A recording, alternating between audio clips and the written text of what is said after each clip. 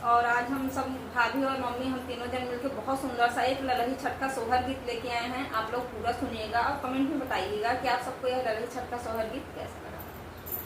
छोटा ही पेड़वा खुलिया पतवा झपस लागे पतवा झपस लागे हो।